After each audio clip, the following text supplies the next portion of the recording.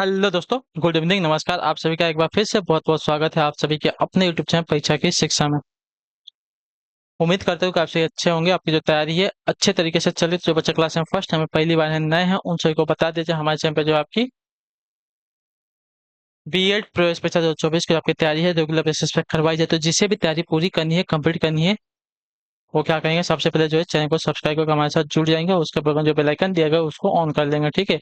Class का समय देखिए, जीके जी इसकी जो क्लास है सुबह 10 बजे आपको हमारे चैनल पे देखने को मिलती है। रीजनिंग की जो क्लास है दोपहर को 1 बजे, कला की जो क्लास आपको शाम को 4 बजे, और हिंदी की जो क्लास आपको शाम को 7 बजे हमारे चैनल पर देखने को मिलती है। तो क्लासेस का शेड्यूल आपको याद करके रखना है, इसी टाइम पर क्लासेस से जुड़ना है, अपनी तैयारी को जो पूरा और कंप्लीट करना है। बाकी इसके अलावा आपका कोई डाउट है, कोई क्वेश्चन है, कोई कोई है, तो आप हमारे इंस्टाग्राम पर पूछ सकते हैं। परीक्षा के शिक्षा का इंस्टाग्राम का पेज का जो लिंक है नीचे डिस्क्रिप्शन में मिल जाएगा। साथ ही पीडीएफ और नोट्स के अलावा टेलीग्राम का जो चैनल आप लोग इसको ज्वाइन कर लिए, परीक्षा के शिक्षा का नीचे डिस्क्रिप्शन आपसे इसका भी लिंक मिल जाएगा। यहाँ पे क्या है, डेली बेसिस पर जो क्लास का अपडेट है वो दिया जाता है। जब आपका एग्जाम का अपडेट होगा अभी आपको यहाँ पे बताया, तो आप लोग यहाँ से जुड़ेंगे तो आपको कोई भी अपडेट जो है क्लास के रिगार्डिंग क्या होगा साथियों, मिस नहीं होने वाला है, ठीक है। तो आप लोग इतना काम कर लेंगे फटाफट, फिर हम चलेंगे आगे बढ़ेंगे, ठीक है। चलिए,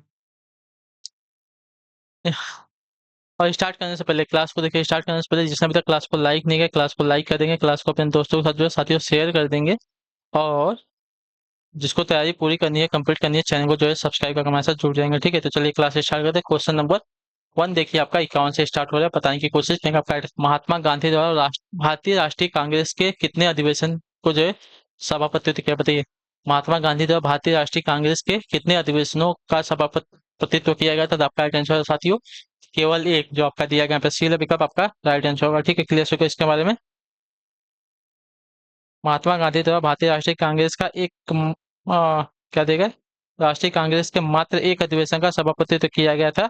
यह अधिवेशन आपका वर्ष 1924 कर्नाटक के बेलगांव में हुआ था, ठीक है। अगले क्वेश्चन बढ़े, आपका देखिए 52 नंबर। उत्तर प्रदेश का प्रथम राज्यपाल इनमें से कौन था? बताइए, उत्तर प्रदेश का प्रथम राज्यपाल इनमें से कौन था? तो प्रथम राज्यपाल की अगर बात की जाएगी, फिर सरोजिनी नायडू थी, जो आपका दिया गया यहाँ पे बी विकल्प आपका सही उत्तर, ठीक है। उत्तर प्रदेश के प्रथम राज्यपाल सरोजिनी नायडू थी। उन्होंने जो आपका 15 अगस्त 1947 से 1 मार्च 1949 तक जो है इस पद पर कार्य किया था, ठीक है, याद रखिएगा। उत्तर प्रदेश की पहली जो है महिला मुख्यमंत्री आपकी सुचिता कृपलानी थी, ठीक है, जो कि देश के किसी राज्य की पहला महिला मुख्यमंत्री थी, याद रखिए, ठीक है। चलिए,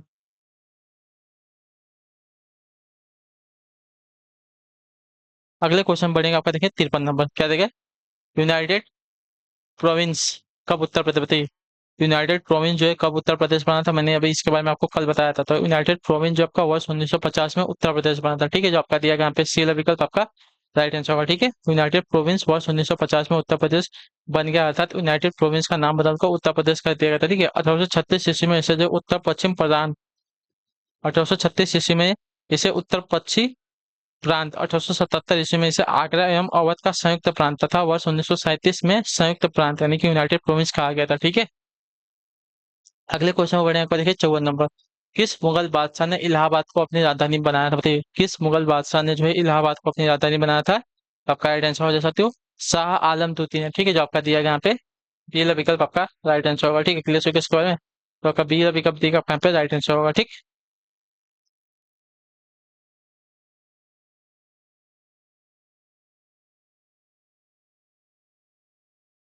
अगले क्वेश्चन बढ़ेंगे, आपका देखिए 55 नंबर। क्या देगा, जयचंद के विश्वासघात के कारण पृथ्वीराज चौहान की पराजय हुई, कालांतर में जयचंद कहाँ और कब मारा गया था?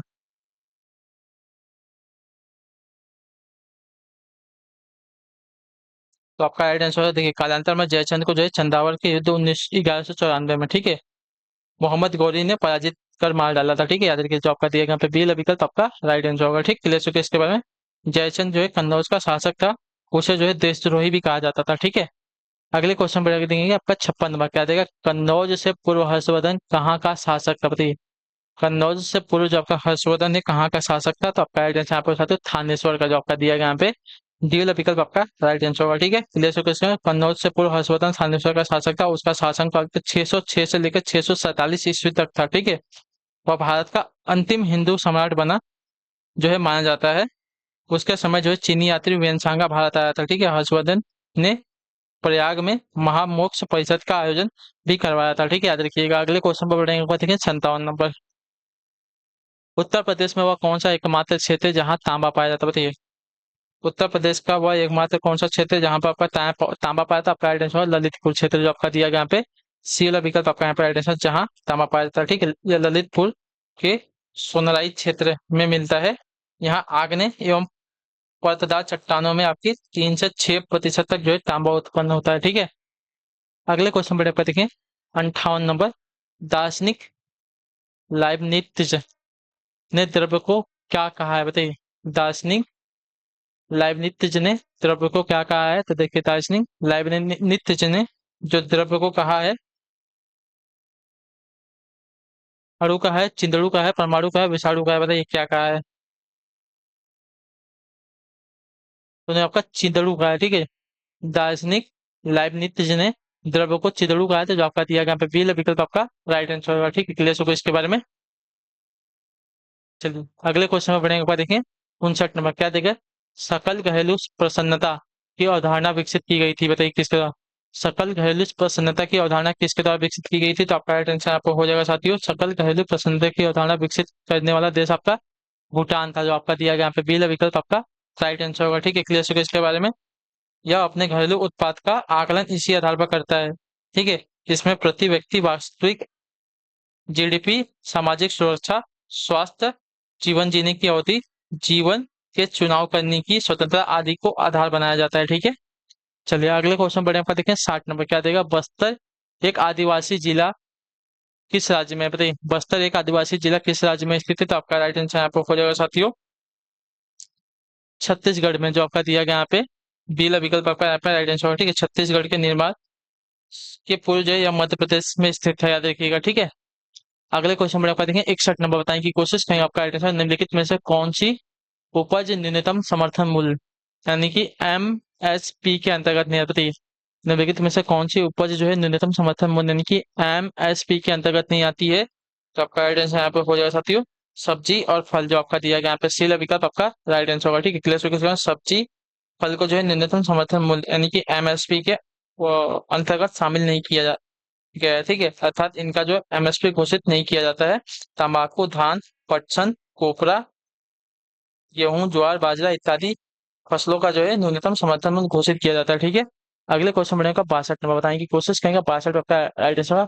हाथ से मैल क्या हाथ से मैला उठाने के कार्य को भारत में कब से प्रतिबंधित किया गया, बताइए। हाथ से मैला उठाने के कार्य को जो है भारत में कब से प्रतिबंधित किया गया था? तो आपका राइट आंसर यहाँ पे हो जाएगा साथियों 1993 से, जो आपका दिया गया यहाँ पे डी विकल्प आपका राइट आंसर होगा। ठीक है, क्लियर होगा इसके बारे में। चलिए अगले क्वेश्चन पर आपका देखिए 63 नंबर। बताएंगे कि कोशिश करेंगे 63 पे आपका राइट आंसर होगा। भारत जो है विश्व का विशालतम लोकतांत्रिक प्रजातंत्र है, इसकी प्रथम लोकसभा कब आयोजित की गई थी, बताइए। भारत जो है विश्व का विशालतम लोकतांत्रिक प्रजातंत्र है, इसकी प्रथम लोकसभा कब आयोजित की गई थी? तो आपका राइट आंसर यहाँ पे हो जाएगा साथियों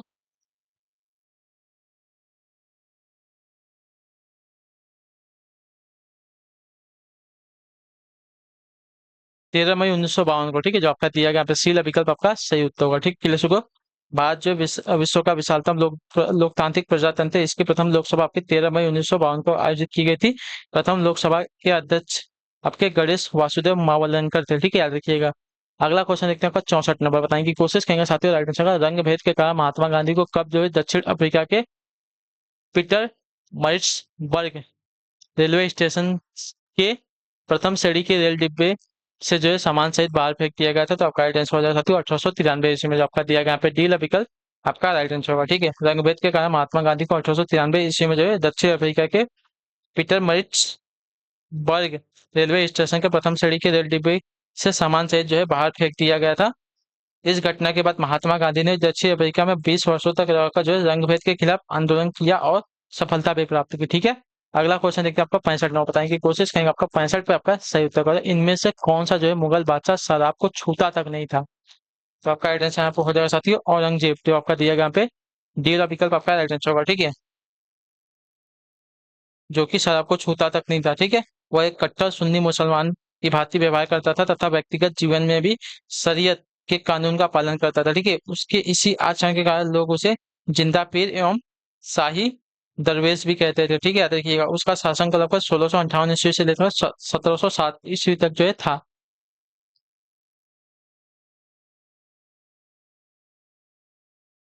अगले क्वेश्चन में आपका देखें 66 नंबर, क्या देगा, भक्ति आंदोलन को उत्तर भारत में लाने का श्रेय इनमें से किसको जाता है?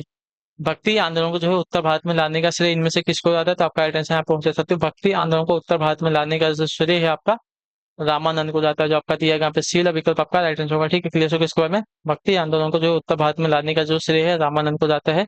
भक्ति आंदोलन का प्रारंभ जो है दक्षिण भारत में अलवार एवं नयनार संतों ने किया था। ठीक है, क्लियर हो गया इसके बारे में। जस्ट 1 मिनट मुझे दे दीजिए।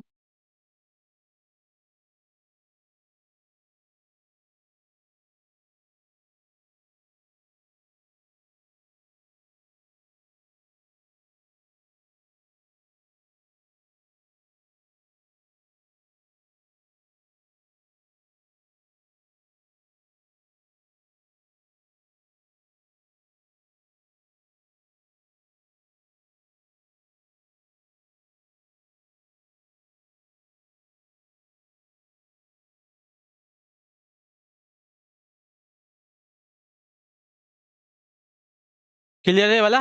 चलिए फिर, तो भक्ति आंदोलन को उत्तर भारत में लाने का जो श्रेय है रामानंद को जाता है। अगले क्वेश्चन पढ़ेंगे पर देखिए 67। भ्रम एक प्रकार का क्या बताइए? भ्रम जो है एक प्रकार का क्या है? तो भ्रम जो है एक प्रकार का आपका जो दिया गया है साथियों प्रत्यक्षीकरण है, जो आपका ये ऑप्शन दिएगा आपका एड्रेस है। भ्रम एक प्रकार का आपका प्रत्यक्षीकरण है। अगले क्वेश्चन पर आपका देखें 68 में, बताएंगे कोशिश करेंगे 68 पर आपका एड्रेस है। निम्नलिखित विकल्पों में से कौन सा सही ढंग से ग्रहों को उनके आकार में अवरोही क्रम में दर्शाता है? निम्नलिखित विकल्पों में से कौन सा जो सही ढंग से ग्रहों को उनके आकार के अवरोही क्रम में दर्शाता है? तो आपका राइट आंसर यहाँ पर हो जाएगा साथियों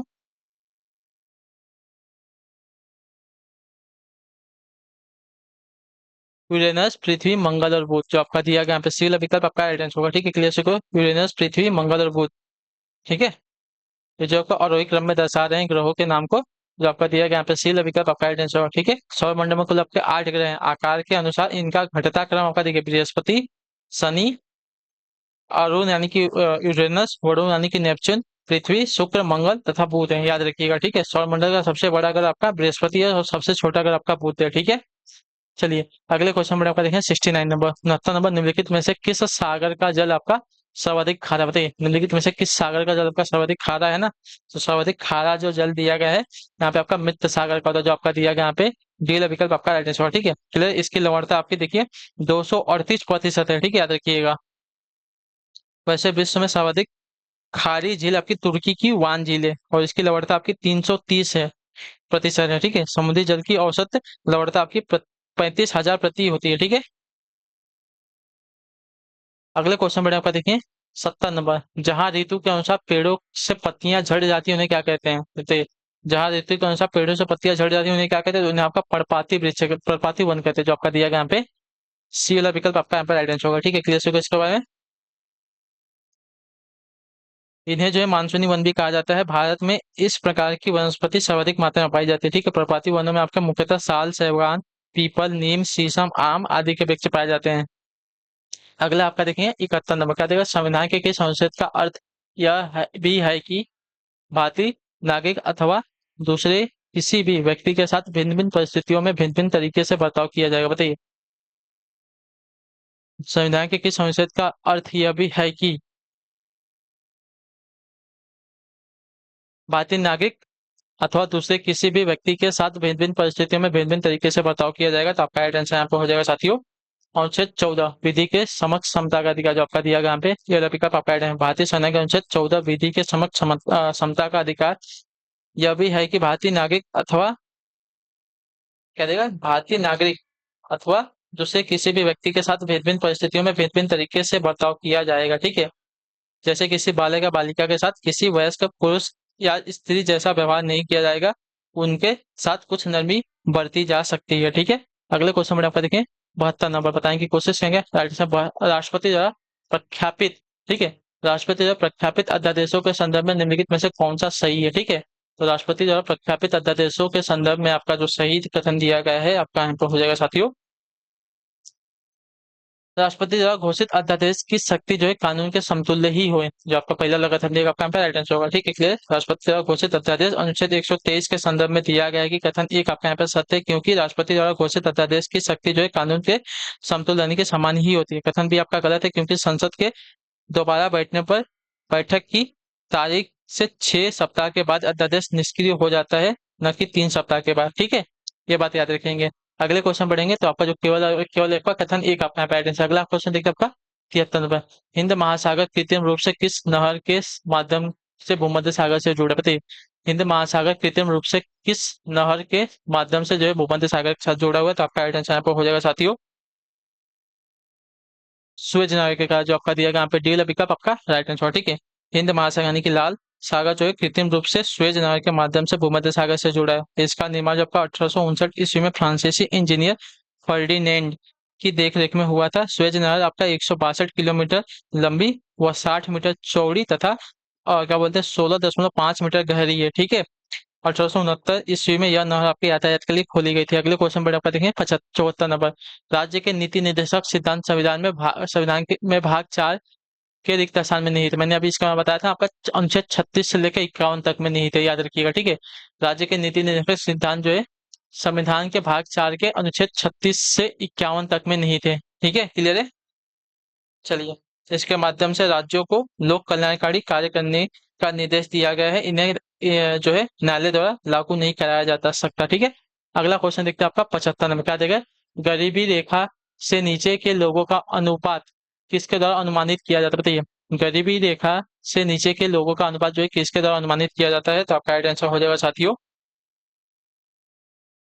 संख्या के अनुपात द्वारा। ठीक है, दिया गया है लोगों की संख्या के अनुपात द्वारा, तो आपका दिया गया ये वाला विकल्प आपका राइट आंसर। गरीबी रेखा के नीचे के लोगों का अनुपात जो है लोगों की संख्या के अनुपात द्वारा अनुमानित किया जाता है। ठीक है, भारत में गरीबी का अनुपात आपका 32.7% यानी कि 2010 में है, जो प्रतिदिन आपका 1.25 US डॉलर नहीं कमा पाते हैं। ठीक है, छत्तीसगढ़ एवं उड़ीसा जो सर्वाधिक गरीब जो है राज्य है। ठीक है, याद रखिएगा। अगले क्वेश्चन बढ़े आपका देखिए 76वां। प्रत्यय स्फीति, प्रत्यय स्फीति का अर्थ क्या बताइए। प्रत्यय स्फीति का क्या अर्थ है, प्रत्यय स्फीति का अर्थ होता है साथियों सरकार की ओर से एक मौद्रिक हस्तक्षेप के माध्यम से अस्फीति का सुविचारित वित्तक्रमण, जो आपका दिया गया यहाँ पे बीला विकल्प आपका एड्रेस हो जाएगा। ठीक है, सरकार की ओर से एक मौद्रिक हस्तक्षेप के माध्यम से अस्फीति का सुविचारित वित्तक्रमण करना, अर्थात मुद्रा स्फीति देश में मंदी की स्थिति उत्पन्न करती है। इसी से उबरने के लिए सरकार कदम उठाती है, जिससे अर्थव्यवस्था को जो है मंदी से उबारा जा सकता है। ठीक है, अगला क्वेश्चन देखते हैं आपका 77 नंबर। निम्न में से कौन जो है चिपको आंदोलन के साथ जुड़े हुए थे, तो पहला तो आपका हो जाएगा साथ यहाँ पे सुंदर लाल बहुगुणा और दूसरा आपका चंदी प्रसाद भट्ट। दो हो गए, और कौन जोड़ा हुआ था, तो दो ही जन जोड़े थे। ठीक है, याद रखिएगा। चिपको आंदोलन से जुड़े नेताओं में आपके सुंदरलाल बहुगुणा और चंदी प्रसाद भट्ट, कामरेड गोविंद सिंह रावत तथा श्रीमती गौरा देवी प्रमुख है। ठीक है, यह आंदोलन वर्ष 1973 में तत्कालीन उत्तर प्रदेश यानी कि अब जो उत्तराखंड के चमेली जनपद में जो है प्रारंभ हुआ था। इसका उद्देश्य जो है वृक्षों की कटाई पर रोक लगाकर पर्यावरण की रक्षा करना था। ठीक है, अतः जो है कथन ए और बी आपका यहाँ पे सही उत्तर। ठीक है, अगला क्वेश्चन देखते हैं आपका क्या दिया गया है।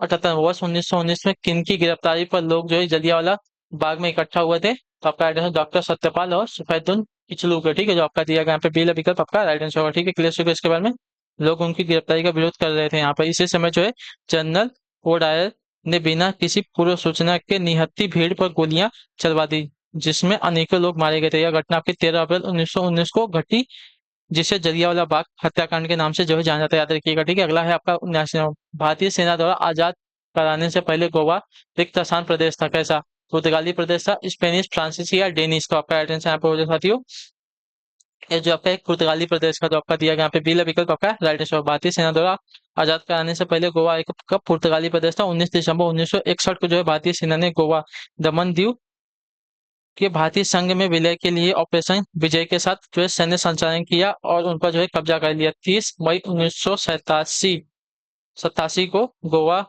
को भारत का 25वां राज्य बना दिया गया था। ठीक है, अगले क्वेश्चन बनेगा 80 नंबर, बताएंगे कोशिश करेंगे 80 पे आपका एटेंशन होगा। निम्न में से कौन सा संचरात्मक बेरोजगारी के लिए सबसे कम कारण माना जाता है? ये निम्न में से कौन सा जो है संचरात्मक बेरोजगारी के लिए कम कारण माना जाता है? आपका एटेंशन हो जाए साथियों, आपका यहाँ पे एटेंशन होगा आबादी, जो आपका सी विकल्प देगा आपका एटेंशन, ठीक है। आबादी यानी कि जनसंख्या जो है संचरात्मक बेरोजगारी के लिए सबसे कम उत्तरदायी कारण माना जा सकता है, क्योंकि संरचना बेरोजगारी संस्थागत विकास के अभाव, आधारभूत संरचना के विकास के अभाव के परिणाम मानी जाती है। साथ ही साथ इसके कारणों में रोजगार के अवसरों की कमी, नौकरियों का हस्तांतरण, प्रौद्योगिकी अवन्वय आदि होता है, याद रखिएगा, ठीक है। अगले क्वेश्चन बड़े कहते हैं 81 नंबर, किसके द्वारा पहली बार विधायिका में द्विसदनी व्यवस्था लागू की गई थी? तो आपका एविडेंस यहाँ पर हो जाएगा साथियों, भारत सरकार अधिनियम 1919 के द्वारा। आपका दिया गया बी विकल्प आपका एड्रेस है, ठीक है। भारत सरकार अधिनियम 1919 में पहली बार जो विधायिकी में द्विसदन व्यवस्था लागू की गई, इसके तहत जो है केंद्र में अब दो सदन, पहला राज्य आपका परिषद और तथा दूसरा आपका केंद्रीय विधान सभा की स्थापना की गई, जिसमें जो है राज्य परिषद के दो सदस्यों की संख्या 60 तथा केंद्रीय विधानसभा के सदस्यों की संख्या आपकी 145 थी, ठीक है। चलिए अगले क्वेश्चन बढ़े, आपका देखिए 82 नंबर, किस वर्ष जो आपका भारतीय वन सेवा की स्थापना बताइए? किस वर्ष आपके भारतीय वन सेवा की स्थापना की गई थी? भारतीय वन सेवा की स्थापना आपके वर्ष 1966 में की गई थी, आपका दिया यहाँ पे बेला ऑप्शन आपका पे एड्रेस होगा। यह अखिल भारतीय सेवा अधिनियम 1951 के तहत स्थापित की गई थी। इसके अलावा जो है भारतीय प्रशासनिक सेवा तथा भारतीय पुलिस सेवा भी अखिल भारतीय की सेवाएं हैं, ठीक है। अगले क्वेश्चन बढ़े, आपका देखें 83 नंबर, क्या देगा? उत्पादन शून्य होने पर अल्पकाल में स्थिर लागत क्या होती है बताइए? उत्पादन शून्य होने पर अल्पकाल में स्थिर लागत क्या होती है? तो उत्पादन शून्य होने पर अल्पकाल में स्थिर लागत आपकी जो होती है साथियों,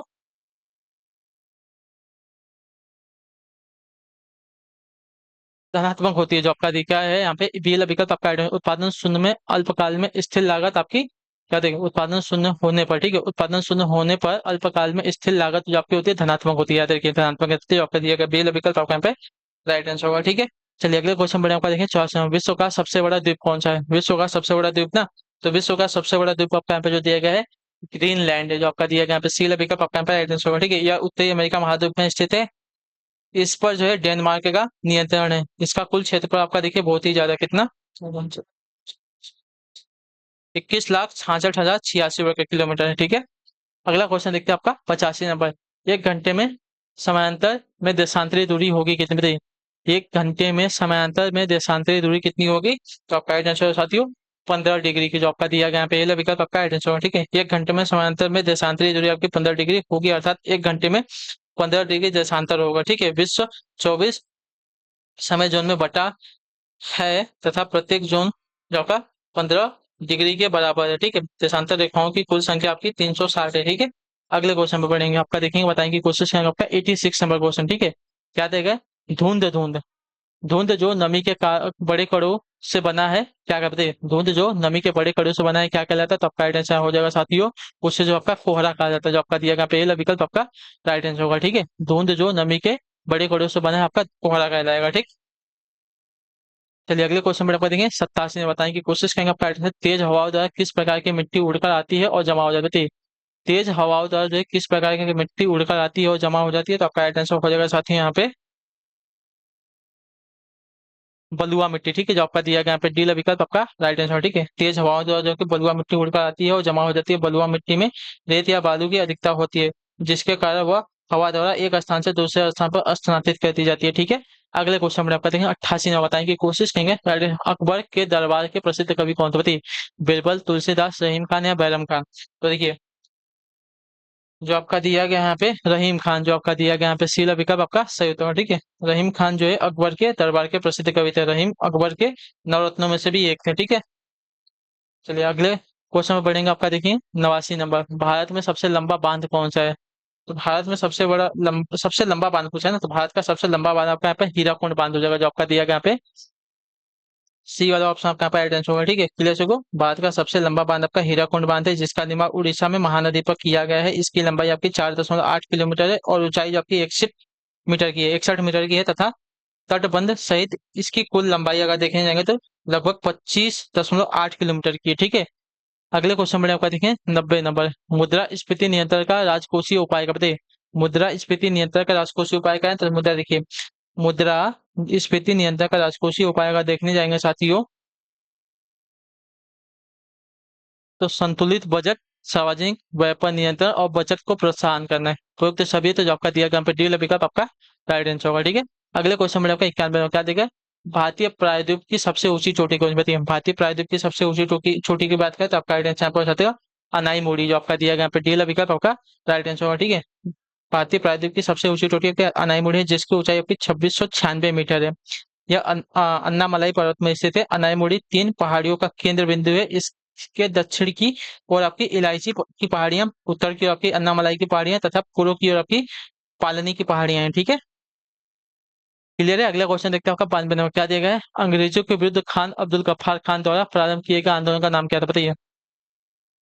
तो खान अब्दुल गफ्फार खान द्वारा जो है लाल कुर्ती आंदोलन शुरू किया गया, जो आपका दिया गया यहाँ पे ये वाला विकल्प आपका राइट आंसर हो जाएगा। ठीक है, ये जो है पश्चिमोत्तर सीमा प्रांत के प्रसिद्ध गांधीवादी नेता थे कि बादशाह खां एवं सीमांत गांधी के नाम से विख्यात खान अब्दुल गफ्फार खान ने खुदाई खिदमतगार नामक संस्था का गठन किया था। ठीक है, वर्ष 1987 में इनको जो है भारत रत्न से सम्मानित किया गया था। ठीक है, चलिए अगले क्वेश्चन में बढ़ेंगे। आपका देखें 93 नंबर क्या देगा, लॉर्ड डलहौजी की विलय नीति का प्रथम शिकार कौन सा हुआ था बताइए, कौन हुआ था। लॉर्ड डलहौजी की विलय नीति का प्रथम शिकार कौन हुआ था, तो आपका राइट आंसर यहाँ पर हो जाएगा साथियों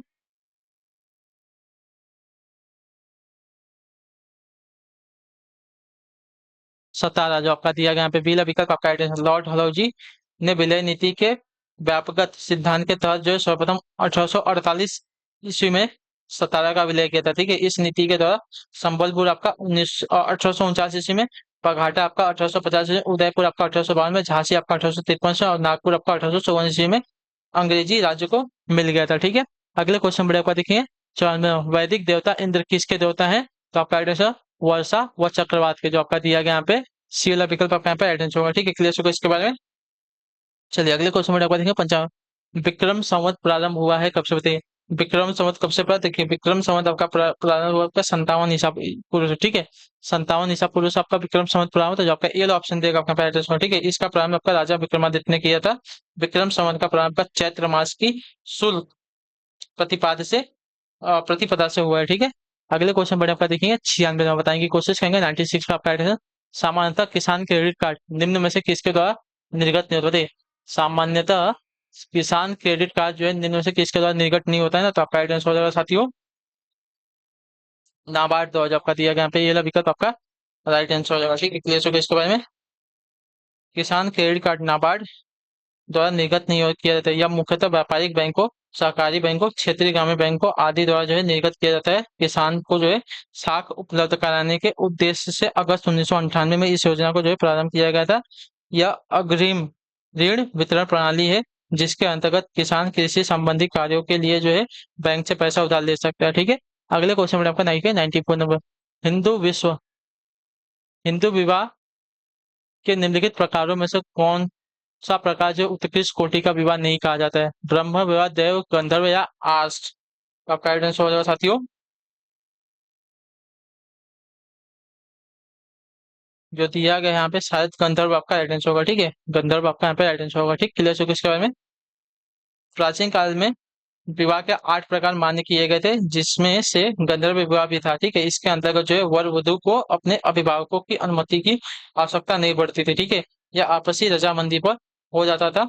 आधुनिक प्रेम विवाह गंधर्व विवाह के सदृश है। ठीक है, यह उत्कृष्ट कोटि का विवाह नहीं माना था। ठीक है, यानी कि गंधर्व विवाह का प्रेम विवाह था। ठीक है, अगले क्वेश्चन में आपका देखिए 98 नंबर क्या देगा, धर्मनिरपेक्षीकरण शब्द का अर्थ है कि जो कुछ पहले धार्मिक माना जाता था अब वैसा नहीं माना जा रहा है। यह किसने परिभाषित किया था बताइए। तो यह जो है आपका M. N. श्रीनिवास। ठीक है, जो आपका दिया गया है यहाँ पे सी वाला विकल्प आपका राइट आंसर। ठीक है, M. N. श्रीनिवास जो है भारत के प्रसिद्ध समाजशास्त्री थे। उन्होंने दक्षिण भारत में जाति प्रथा, सामाजिक स्तरीकरण, संस्कृतिकरण पर पश्चिमीकरण पर जो है कार्य किया। उन्होंने प्रबल जाति की अवधारणा के साथ साथ धर्म के निरपेक्षीकरण को भी परिभाषित किया। दी गई प्रश्नगत परिभाषा में M. N. श्रीनिवास से ही संबंधित है। ठीक है, अगला आपका देखेंगे बताने की कोशिश करेंगे नियम। गरीबी की संस्कृति की अवधारणा किसने विकसित की बताइए। गरीबी की संस्कृति की अवधारणा किसने विकसित की। गरीबी की संस्कृति की अवधारणा अभी अमेरिकी मानव शास्त्री ऑस्कर लेविस ने विकसित की थी। ठीक है, ऑस्कर लेविस ने विकसित की थी, जो आपका दिया गया यहाँ पे बी विकल्प आपका राइट आंसर। अगला क्वेश्चन देखें, 100 नंबर बताने की कोशिश करेंगे आपका। भारतीय कृषक वर्ग का वर्गीकरण मालिक, किसान और मजदूर के रूप में किसने किया? बताइए। भारतीय कृषक वर्ग का वर्गीकरण मालिक, किसान और मजदूर के रूप में किसने किया था? तो आपका राइट आंसर आपको हो जाएगा साथियों, डेनियल थॉर्नर ने। ठीक है, डेनियल थॉर्नर ने किया था, जो आपका दिया गया यहाँ पे सी विकल्प आपका राइट आंसर होगा। ठीक, क्लियर होगा इसका। चलिए, भारतीय कृषक वर्ग का वर्गीकरण मालिक, किसान और मजदूर के रूप में आपका डेनियल थॉर्नर ने किया था। ठीक, चलिए, तो इसी के साथ जो आपकी क्लास है आज की यहीं पे क्या होती है, कंप्लीट होती है कला वर्ग की। आई होप कि जो क्लास आपको अच्छी लगी, अच्छी क्लास को लाइक करें, चैनल पर पहले चैनल को सब्सक्राइब, और हमें जो है कमेंट अपने क्लास के बारे में जरूर देगा, आपको क्लास कैसी लगी साथियों। ठीक है, क्लास अच्छी लगी तो लाइक कर दीजिएगा, चैनल पर पहले हो तो चैनल को सब्सक्राइब कर लीजिएगा। और आपको जो है, मैंने आपसे पूछा था कि आपको कौन सी और क्लासेस चाहिए, किस सब्जेक्ट की, आप लोग हमें कमेंट करके बता दीजिएगा। ठीक है, तो उसका भी हम लोग तैयारी कर देंगे। ठीक है, तो चलिए, आपसे मिलते हैं हम आपकी नेक्स्ट सेशन में हिंदी वाले। तब तक के लिए टाटा बाय बाय, जय हिंद, ये बात आपसे क्लास से जुड़ने के लिए बहुत बहुत ही धन्यवाद साथियों।